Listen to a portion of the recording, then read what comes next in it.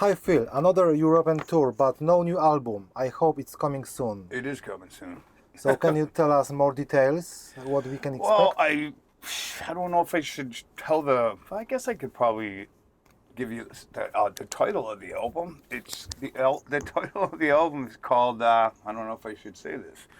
Did I show you the album cover? No. The album title is called Return Fire. Oh. And it's going to be a very heavy album, very fast album, and it's like songs I've been writing for the last 5 years. So I have 3 hours worth of music. We'll see what comes of it. So when you are going to start recording? When we get home, when we get back from this tour, me and my drummer Ronnie, we have to do a little bit more pre-production, and then the first thing we have to do is the drum tracks. And then when the drum tracks are done, then I got to get really busy, do all the rhythm tracks and shit like that. Have Jesse do his bass tracks, and then Darren will do his vocals, and I'll do the leads after that, and we'll be done. I think the last album is a very good one, but I read that the reception of this album is problematic for you. Can you explain what you mean? The album, if you could understand the craziness that we went through to record that album, we expected a lot more. The singer that we had, Lee, you know what I mean? We tried to tour, and I mean, this guy in the studio, he's fine, but he couldn't play live. He just couldn't do it. He's takes so much medication. We went to South America and we did a half a European tour. I mean, he collapsed on stage like it was embarrassing, man. You know what I mean? The guy's his health was horrible. We didn't know that. We had no idea. When he came from South Africa to fucking Florida, he showed up and he takes like fucking 50 pills a day, and he's getting sick all the time. It was terrible, but that's in the past, and we're moving forward. I think your new life is a very strong one, because I saw you last year in Krakow, and it was powerful. Yeah, and I mean, that was the very first, we did some shows with our first shows with Darren. I have only 2 left, they're really strong. Okay, thank you, man. You didn't show up the European tour promoting this album. From what I've read, you've got accident.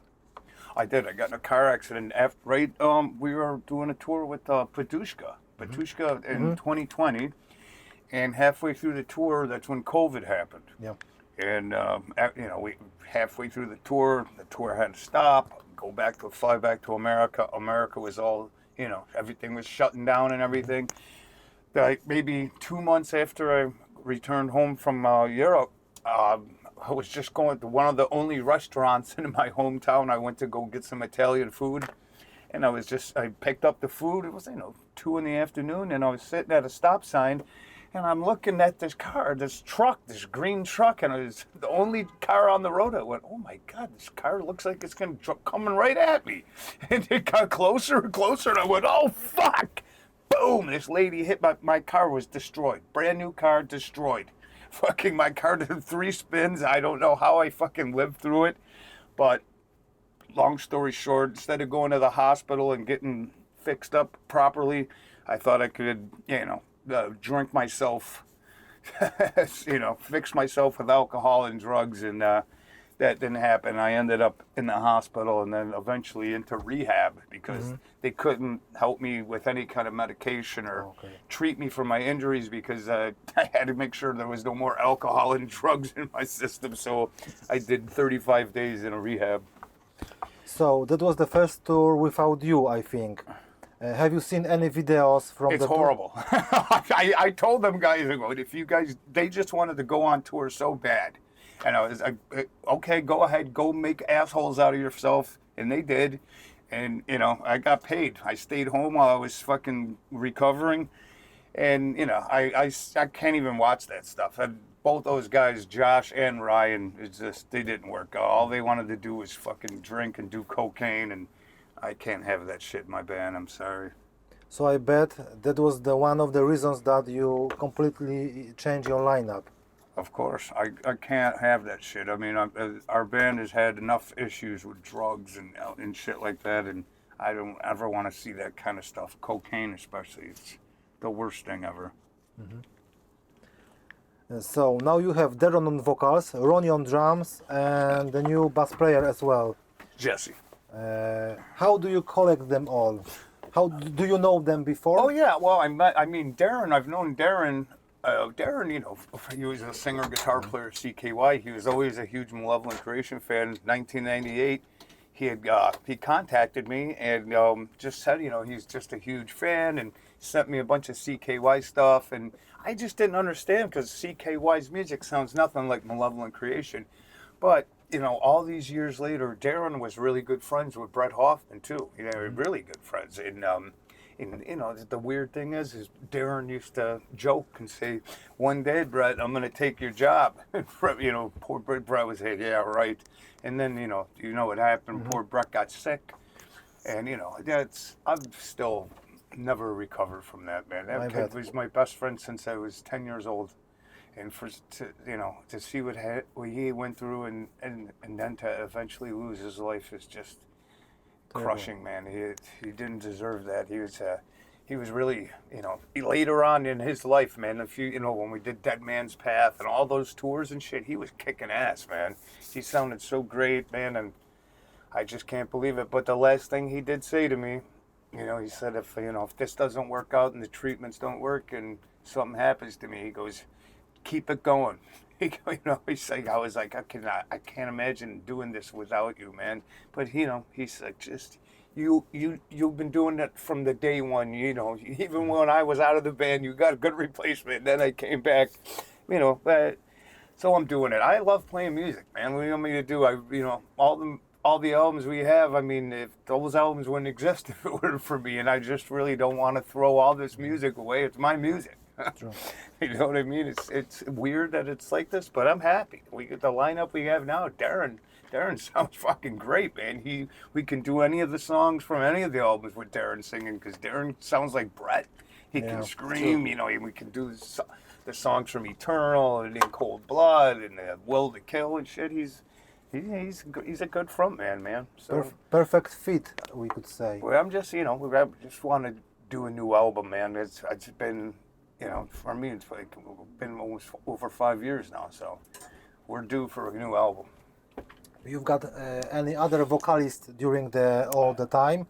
Which one you like this vocal manner, and which one you not so much after the recordings, for example?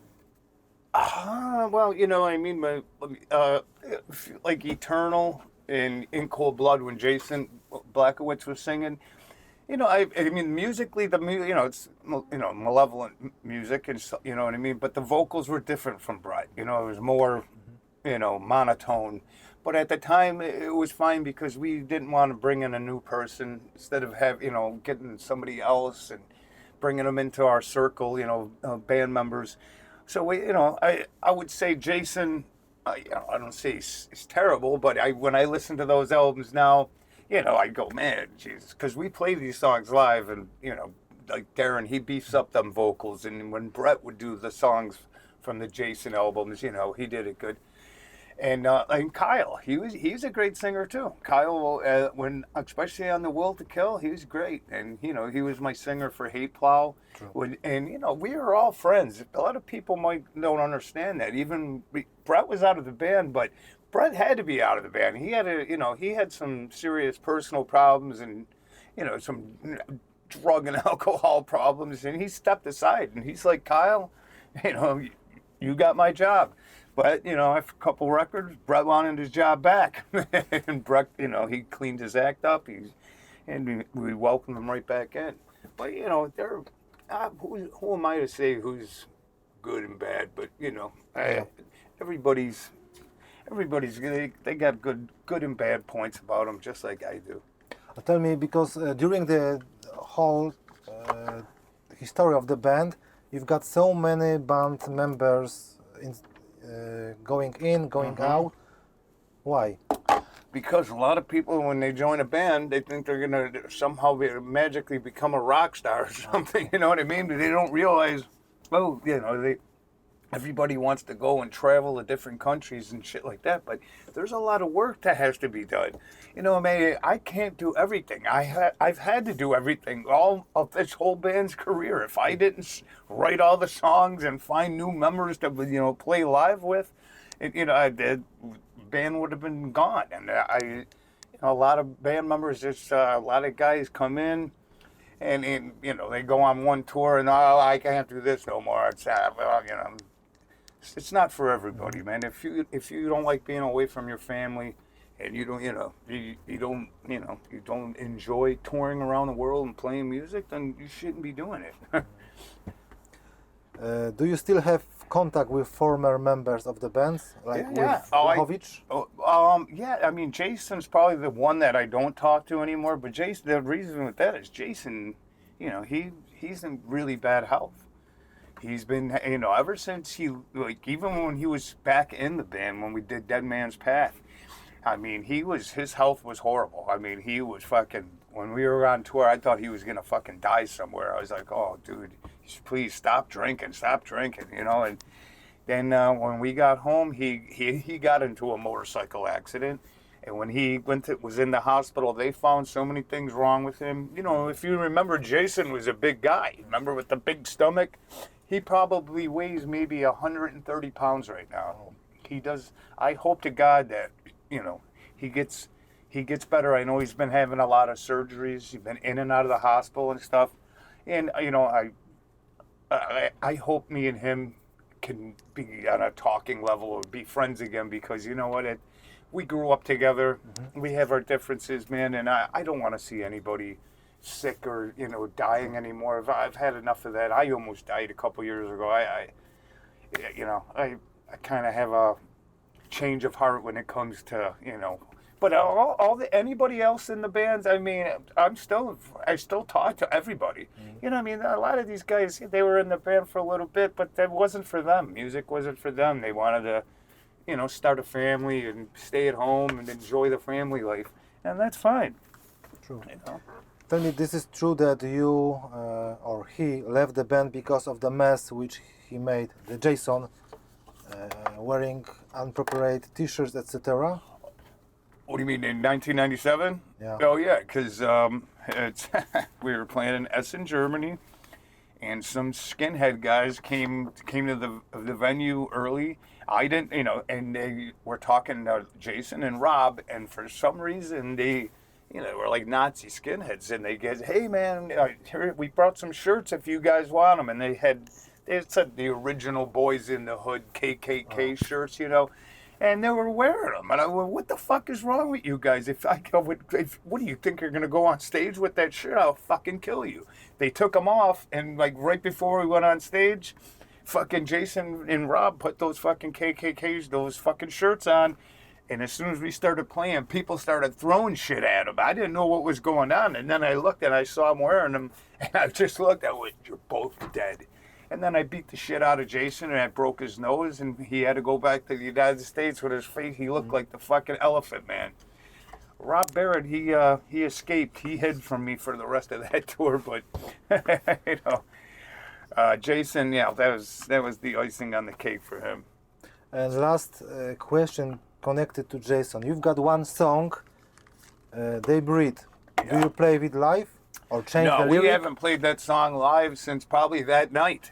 I would think that was in 1997, but we didn't even play that song. It was just, we were playing songs from, you know, Eternal and In Cold Blood. But when he went on stage with that stupid shirt on, because we got a lot of shit for that song, They Breathe, but that song is not about fucking, it's not a racist song. It's written about, our warehouse got robbed.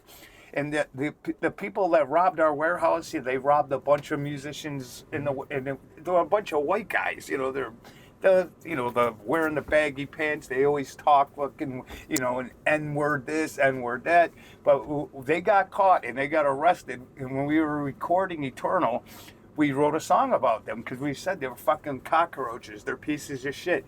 And the song's called They Breed. It's supposed to be about fucking like pieces of shit. Mm-hmm. People, because seeing the N-word in that song, you know, a lot of people, oh, you're racist, but you read the lyric. It has nothing to do with anybody's race. It's about people that are, you know, thieves, scumbags.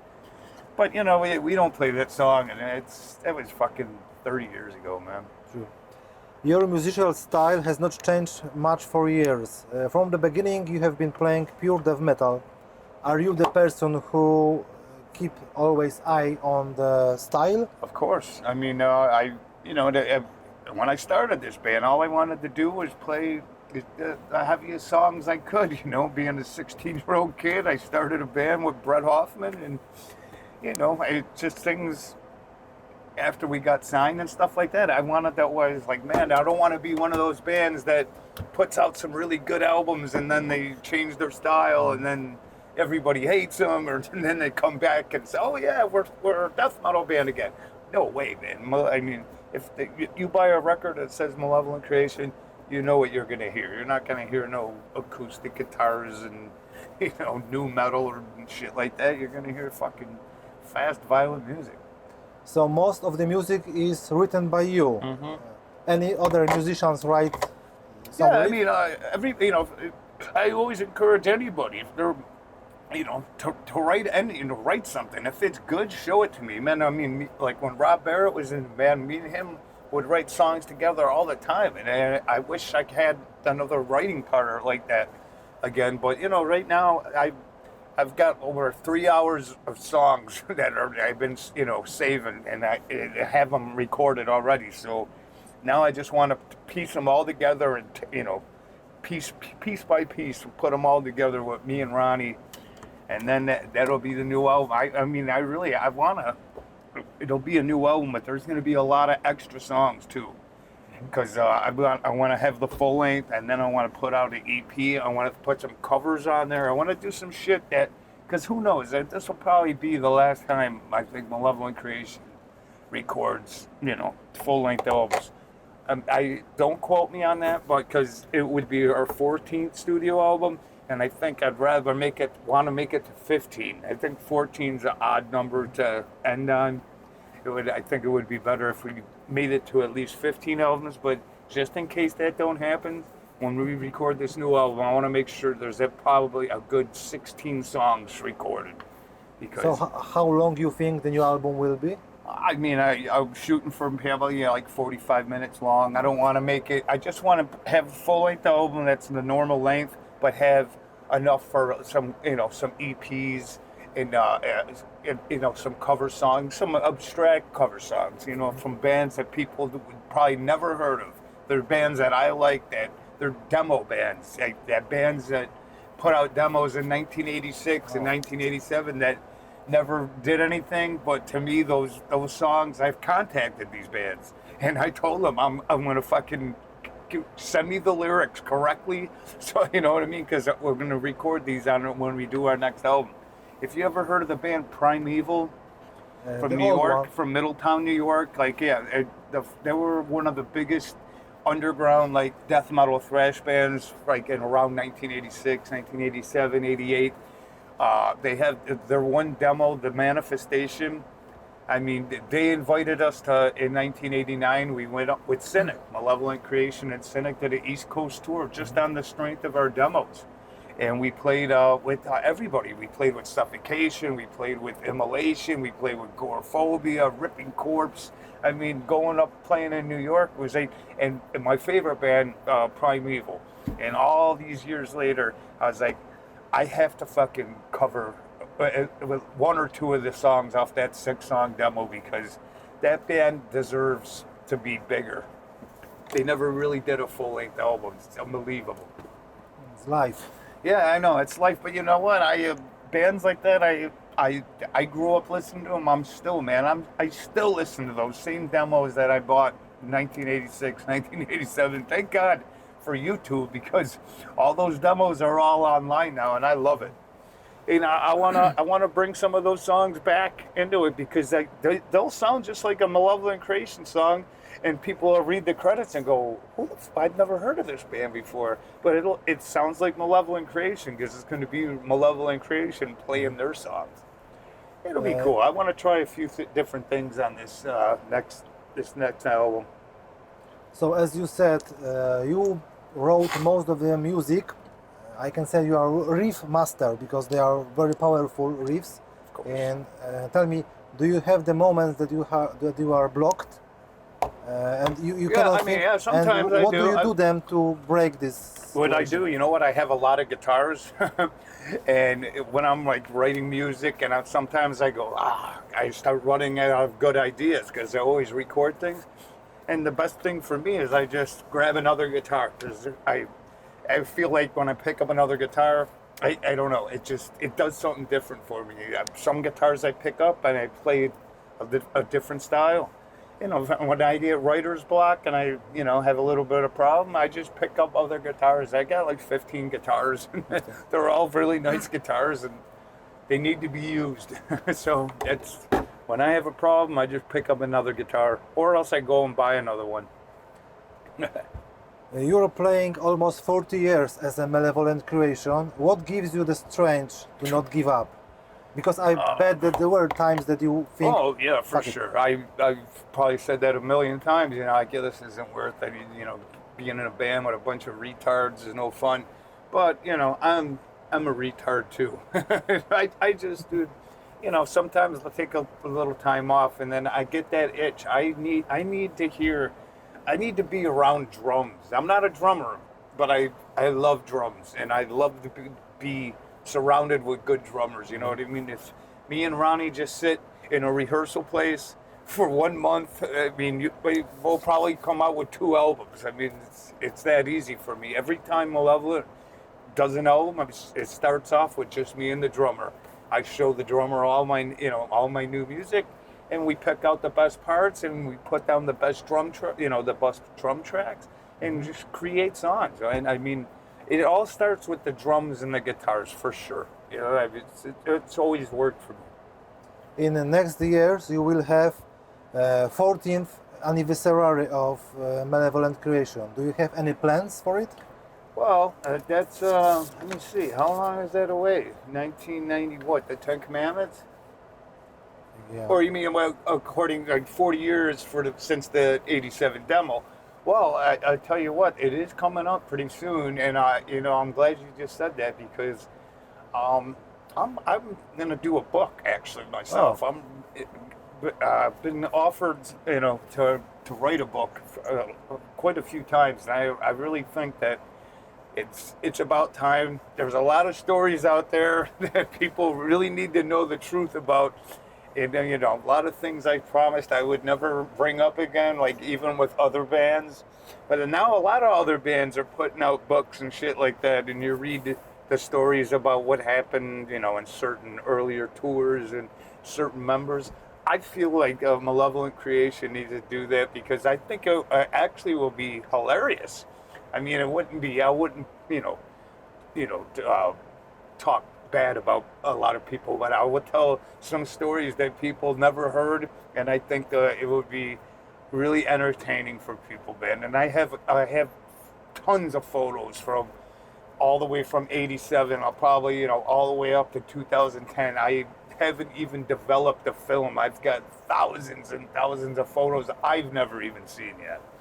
So that's going to be a good thing. So like what, 2027? Wow. That will be 40 years.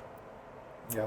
It doesn't seem like 20 or 40 years, man. I swear to God, it seems just like, yesterday we started this band, and me and Brett found Jason Blackowitz. One day we seen this guy with long hair, and our friend went, he plays bass. He likes Slayer and Merciful Fate. I went, he's in.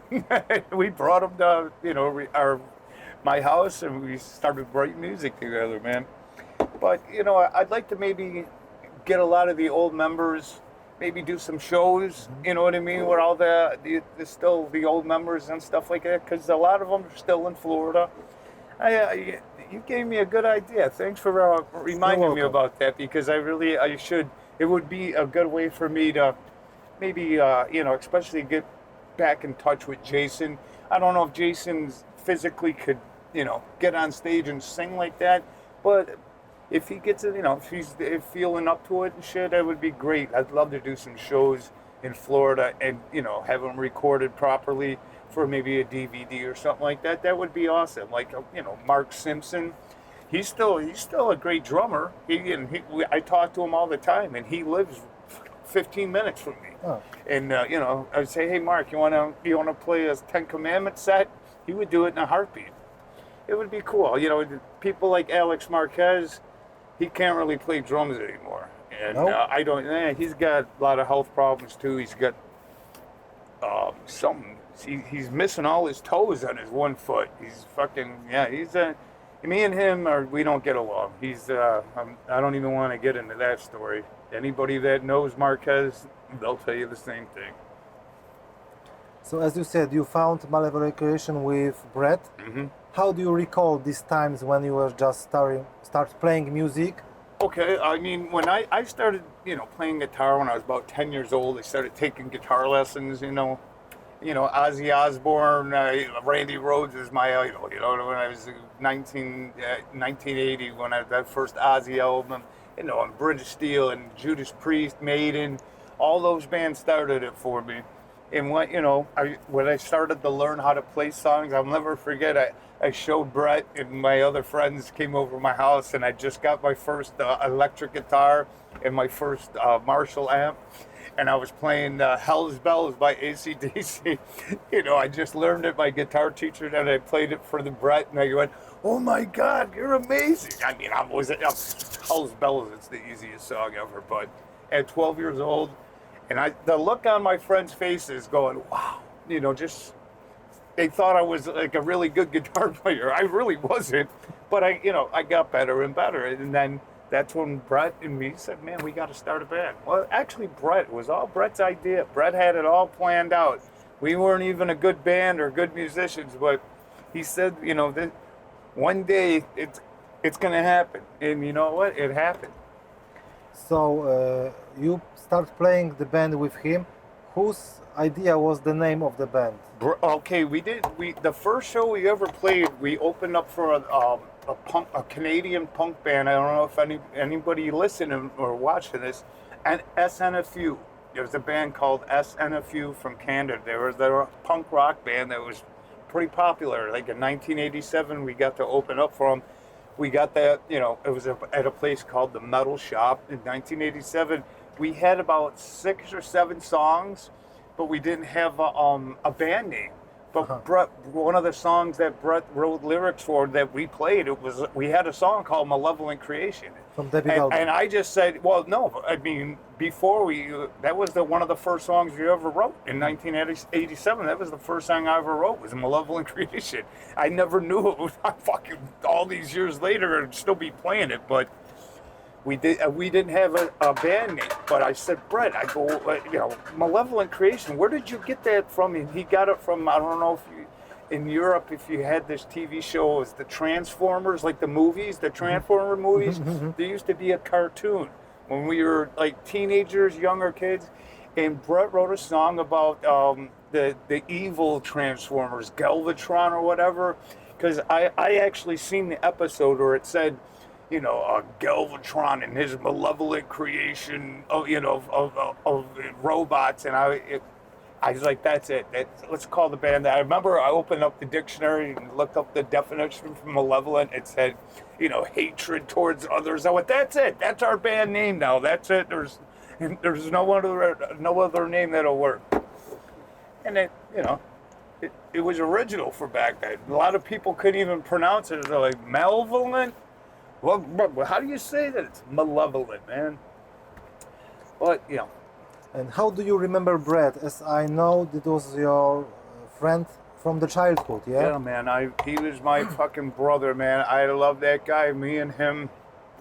He was the one person I could tell anything to, and he could tell anything to me. You know what I mean? And it stayed between me and him. I mean, really, losing that guy. You know, not just because I thought he was one of the greatest singers and one of the greatest lyricists, but as a person. If anybody that knew Brett, they will tell you the same thing. He was one of a kind, man. He was, and to lose him to cancer like that, I'm glad I've got glasses on right now because Okay. I'm tearing up. Okay, so tell me, because as you said before, he left the band few times and then back. It was caused because he was. He had some personal problems, Okay. some little demons. You know, he was drinking a little too much and getting a little crazy and stuff. And I knew, you know, if he straightened things out, he'd be back in the band. But I didn't want to stop and wait for him. You know what I mean? I was pumping out music left and right.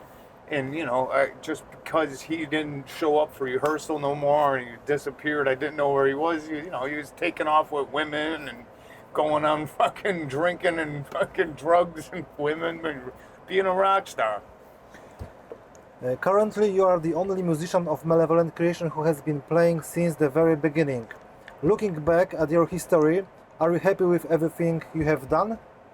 Yeah, I mean, you know, there's a lot of, you know, I would say the good outweighs the bad, but I mean, you know, I wouldn't really want to change anything because things happen for a reason. Everything's kind of like a learning experience, you know, like certain records I wasn't too happy recording them and I wasn't, you know, happy with the performance of some of the musicians, but when, you know, when you get past that and you listen back to it years later, you're like, it's not so bad.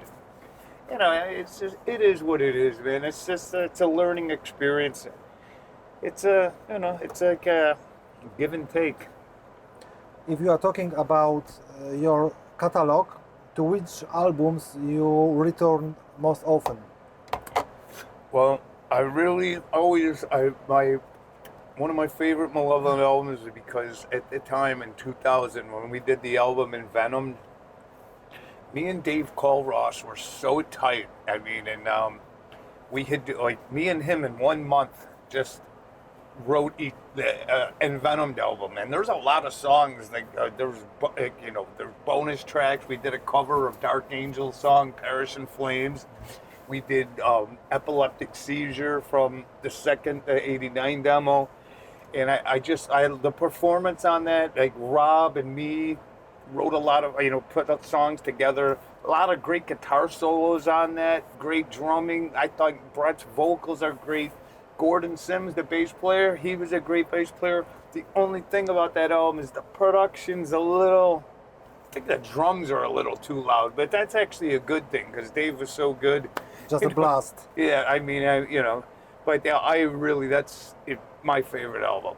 I think we can hear even a black metal influence in some parts of this album. Yeah, for sure. And I mean, that's when I've been writing all the music I've been writing, compiling over the last 5 years. I always think it's got to be Envenom speed, Envenom energy, you know, because a lot of people go, dude, you needed to record another Envenom style album. I was like, you're right, man. That album was a great album. We were at that point in our career. We had a really strong lineup, and you know, everybody was playing really well, especially Dave, me, and Rob Barrett. We wrote a lot of good stuff. So, the opposite, which album you return less? Well, no, actually, we play a lot of Stillborn songs now live because, you know what, I didn't like the drum performance on that because Alex Marquez is drumming. From Retribution to Stillborn is, I don't know how he got that bad, but it's just now when we did do it on, we did the two that we play live, Carnivorous Misgivings and Dominated Resurgency. We did re-record those on Dead Man's Path and the bonus tracks. Now I really love playing those songs again. And then when we started playing them, you know, with Darren singing, and you know, and Ronnie on drums, man, it sounds awesome, man. And I love those songs. And I these guys as well as we want to start bringing back more of those Stillborn songs. You know, just with this lineup, the music's a little bit heavier, a little bit faster. Do you think maybe it will be good to re-record the whole album or remaster it? Well, Because this is very it's coming great. out on the Polish label. Agonia is re-releasing. Ah. I've already heard it. They remastered and repackaged Ten Commandments, Retribution, and Stillborn. And I listened to them, and I was like, holy shit, these sound awesome. The remastering was the same. The guys that does all the Behemoth albums. Halvor Grunberg. Yeah, and it sounded awesome. And you know what? I'm hoping Philip from Agonia Records, I hope he shows up today. Do you know where Agonia's office is? I forget. I haven't checked my messages. Not sure. But I did sign, me and him worked out a good deal, in that contract. And he's re-releasing those first 3 albums.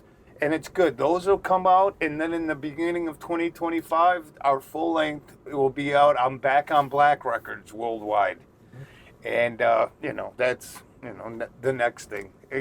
We were going to release them all at the same time, but I think it's better that the re-releases come out first, and then 3 months later, a new Malevolent album. And, it's going to be a beast, man. So this year, Agonia release. Oh, yeah, this year, before the end of the year. I hope they show up today.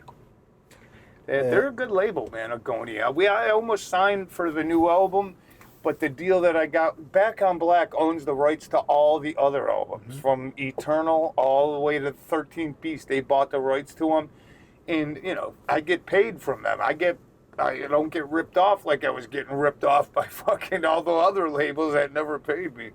Now I get paid twice a year with nice royalty checks. So I figured it only makes sense that our new album goes with an honest company that's making our merchandise, repackaging all our albums, and even, the live albums, everything's on cassette, vinyl, CD. Good packaging. Me and the guy have been talking for the last 2 years now, and we have a good thing is I'm going to show you the album cover too. Oh, okay. But I don't know if I can put that on camera. So, in several interviews, you mentioned that you were born in Italy. No. No, my parents are both from Italy. I was born in Buffalo, New York, but my mother's from Sicily, and my father's side of the family is, I think, we're from Florence, Italy. You know Italian? I know all the bad words, but I have a lot of good friends. I love touring. We've been touring since the first album. And when we come to Europe, we always in Italy, and got a lot of good friends, a lot of good fans, and I still have a lot of family there. And I actually may stay there for a week. For the last 3 shows of this tour are in Italy, and I'm waiting to talk to a few of my friends, and I might spend a week there and. Go fatten up on some pasta. On Metal Archives, where is the site about you, there is written that you took part in shooting. That's a whole bullshit story that my fucking ex-girlfriend, that crazy bitch, when I was on tour in Europe, hacked into my fucking computer, and she found these photos because we played Grass Pop with Judas Priest when the first time Rob Halford was back. She posted shit about fucking me and Rob Halford, me being Rob Halford's new boyfriend. Oh, okay. And then she posted all this other stupid shit about me being gay, and then she posted a thing that I shot somebody or some shit. I was on tour and I was getting all these messages going, what the fuck? And it was my ex-girlfriend, Kara. Fucking crazy bitch, tried to start all kinds of stories with me because she knew I was cheating on her. And when I got home, I didn't know she hacked into my fucking computer, and she sent all them pictures to websites and stuff, and said all these stupid stories. I don't understand, the sites like that. They don't even confirm any of that shit with me. I never even look at those things. They can suck my dick anyways. Metal Archives, metal retards, it should be called. Except Malevolent Creation, you play in HATEPLOW, because as I know, this is never split up. Well, I wrote both those albums, just me and a drummer. I wrote the first one, it was just me and fucking Crazy Larry on drums. Another one of my best friends, he dies in a fire. And then I had, at that point, Dave Carlhouse is in Malevolent, so we did a second HATEPLOW album, which is amazing. But Kyle, the singer, I don't even want to get into all that shit. He caused a lot of problems when he was singing in Malevolent, and we couldn't go any further with it. But I've got 2 hours of fucking just HATEPLOW songs that I still sitting on. but I'm waiting until we do the new Malevolent album.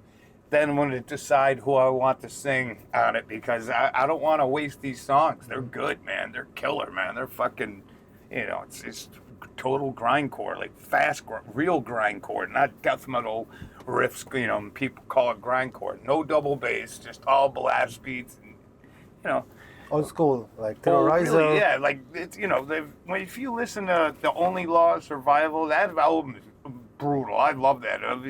That's just me and Dave Colross going crazy. It's just every song that we wrote that ended up on the album. We wrote that album in like fucking 4 weeks and recorded it. And then Kyle came in and did his fucking vocals. I played everything. Like Rob Barrett's photos are on those albums because when we did the touring, he was the second guitarist, but he didn't even play on it.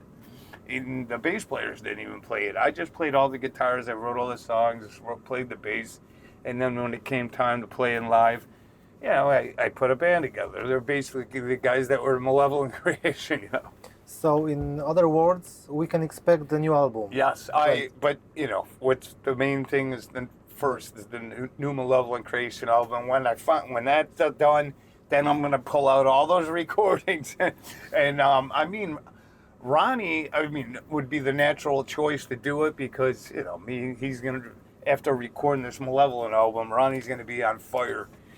And I'm just going to show him all the HATEPLOW stuff, and then we'll just get all the drum tracks down and the guitar tracks for that. Then when I find out, I've got a bunch of guys all these guys that want to, get the take over vocals, because Kyle don't want to do it. He's got his band with his fucking buddy Gus. Then he's got some half-assed wannabe grindcore thing. I don't want half-assed. It's got to be 100%, million miles an hour, or I don't want to release it. You mentioned Rob. Why did he left Malevolent? Because he joined the Cannibal? Well, twice. He was in Malevolent and then in Cannibal and then in Malevolent back in Cannibal. That's a very long story too. And I don't want to sit here and talk bad about any, because recently me and Rob have been talking, and I love Rob, you know what I mean? And, one day, maybe we can bring these stories out to light, but I don't want to talk bad about ex-members, and as long as they don't talk bad about me, I would never talk. Me and Rob, we went through a lot of shit together, man. Rob's a good dude, man. Before we finish, tell me how it happened that song Multiple Stab Wounds is used in GTA 4 video game. What? I haven't heard, but I read that Multiple Stab Wounds is used in the video game GTA 4. Is it? Because there are some kind of radio stations where you can listen to. Really? You gotta show me this. But that song, do you know the story about it? When me and Brett and the guys and Jason, we all moved to Florida, and we were looking for a new drummer. All we had was our '87 demo. We moved to Florida because I had some cousins there. They said, "Oh, come to Fort Lauderdale." My uncle owned a restaurant there, so I was able to get me and the guys at Malevolent jobs working in the restaurant, delivering pizza, and Italian food, and washing dishes. We were all little kids, 18 years old. But that's how we got started, man. And Multiple Stab Wounds, we were putting right into the last few songs. We knew we were going to call it the 10 Commandments, and we only had 9 songs. And Scott Burns, when he's like, "What the fuck, you can't have an album called the 10 Commandments and only have 9 songs." I'm like, "No shit." But we don't want to put any old demo songs. I don't want them to be all new. And my buddy called me up. He had almost got murdered. A good friend of mine and Brett's from Buffalo. His wife set him up. He had a little fishing cabin where he'd go, with his wife. He was young. He was only 20 years old, 21 years old. And his wife knew that his family had money. She hired some guys to kill him. So when she would inherit everything that he inherited from his family. And he got stabbed 72 times, dude. And when I found out about this, and I found out he was still alive, he called me and he's like, "Phil, can I come down to Florida and I need a vacation. And when he came down and I saw all the scars, all like his defensive wounds, I mean, he got stabbed in the fucking head, the face, everywhere in his body, and he lived. And he was sitting at my house and he saw me, you know, trying to write new songs. He goes, you know what? You guys should write a song about what happened to me. I was like, oh, you know, we can't do that because, you know, she's a friend of mine. I grew up since I was 5 years old. He goes, no, I want you to do it. He looked at Brett and he goes, call it multiple stab wounds. He goes, fuck, I got stabbed 72 times. And Brett goes, are you serious? So he told Brett the whole story. And then a couple of days later, that song was the last song that got written. And we still play it. You know what? We haven't been playing. We didn't play it last night, but you know what? Do you like that song? Of course. We'll play it tonight. It'll go out to you, brother. Okay, thank you for your time, and last words are yours. Last words of mine. Thank you for the interview, and all I can say is, you know, we proved our point with this lineup, and when we get home, we've got to get to work, slap this album together, and get it done. Because we have a Asian tour coming up in November, December. I might even cancel it all or postpone it, because if we're doing really good, you know, recording and everything, I might not want to stop. You know what I mean? Because usually when you're, you know, working on a new album, if you're doing good, it would kind of be stupid to stop and say, oh, okay, let's go to Asia for fucking 3 weeks, and then when we get back, we'll continue. We could do that, but I'm going to wait. When we get home and see how far me and Ronnie get with the drums, you know, getting the drum tracks recorded, and if I can come back to it, yeah, it'll be no problem, but it has to be released in like January or February 2025. It has to, because we already have tours and we have festivals that we have to do. And you know what was also offered to us was the 30th anniversary of Eternal. A lot of festivals offered us a lot of money to just play Eternal in its eternity. But having a new record out and promoting that, I don't know if doing a 30th anniversary, I would love to, because I love Eternal, man. It's a great album. But I don't know if it would be the right timing to do something like that. But we'll see. It depends. It depends how everything goes with the new album. And, you know, because the other guys, you know, we're not little kids. Everybody's got lives. I mean, they got children and, you know, they've got families. You know, it's hard to just take everybody away from what they're doing. But as long as they're happy and everybody's making, you know, enough money to pay their bills, then we'll continue to keep doing it, man. Thanks. Thank you. Dziękuję.